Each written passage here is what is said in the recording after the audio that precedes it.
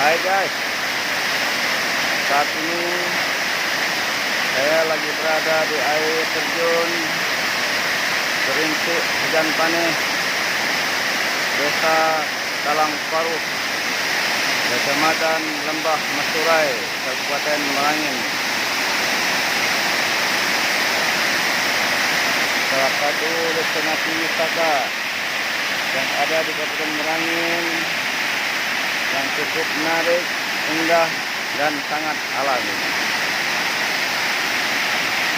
Sangatlah rugi rasanya kalau kita tidak bisa menikmati karya Tuhan, ciptaan Tuhan yang indah,